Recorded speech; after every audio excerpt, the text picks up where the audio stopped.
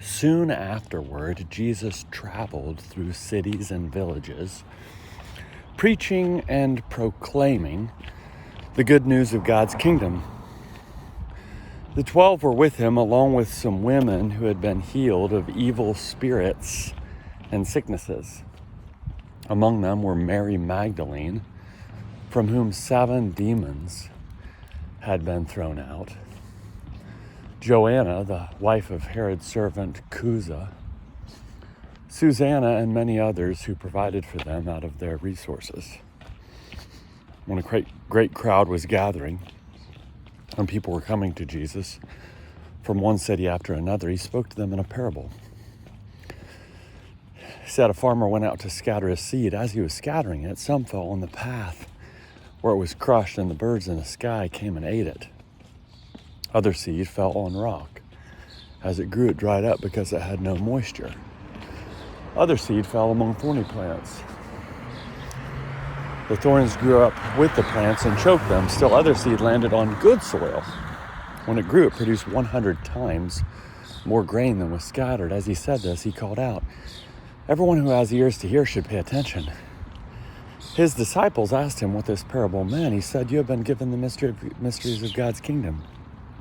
But these mysteries come to everyone else in parables, so that when they see, they can't see.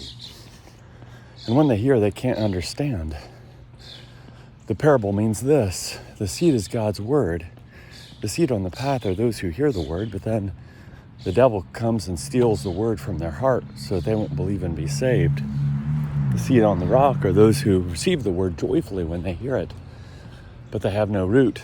They believe for a while, but fall away when they are tempted. As for the seed that fell among thorny plants, these are the ones who, as they go about their lives, are choked by the concerns, riches, and pleasures of life, and their fruit never matures. The seed that fell on good soil are those who commit themselves to it with a good and upright heart. Through their resolve, they bear fruit. No one lights a lamp and then covers it with a bowl or puts it under a bed. Instead, they put it on top of a lampstand so that those who enter can see the light. Nothing is hidden that won't be revealed, nor is anything secret that won't be made known and brought to the light. Therefore, listen carefully. Those who have will receive more.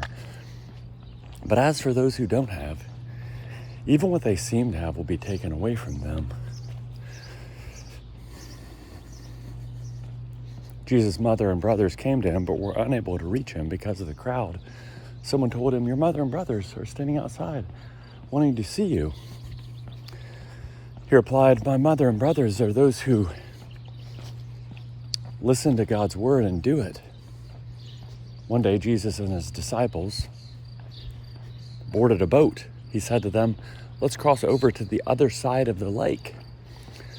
So they set sail. As they were sailing, gale force winds swept down upon the lake. As they were sailing, he fell asleep. Gale force winds swept down upon the lake. The boat was filling up with water and they were in danger. So they went and woke Jesus, shouting, Master, Master, we're going to drown.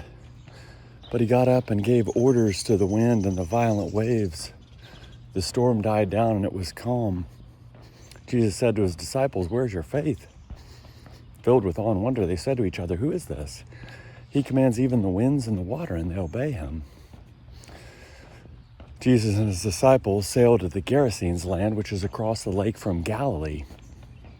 As soon as Jesus got out of the boat, a certain man met him.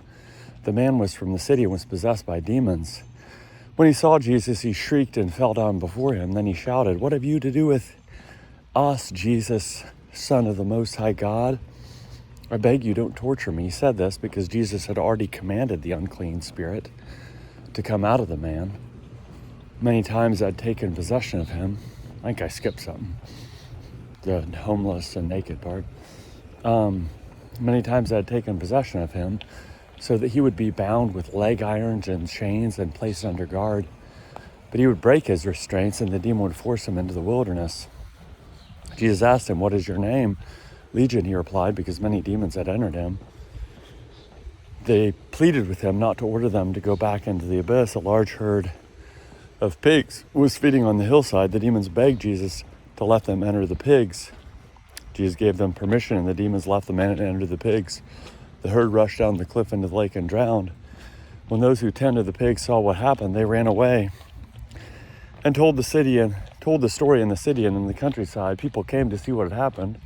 They came to Jesus and found the man from whom the demons had gone. He was sitting at Jesus' feet, fully dressed and completely sane. They were filled with awe. Those people who had actually seen what had happened told them how the demon-possessed man had been delivered.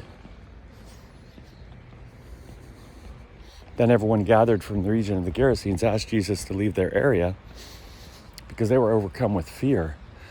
So he got into the boat and returned across the lake. The man from whom the demons had gone begged to come along with Jesus as one of his disciples.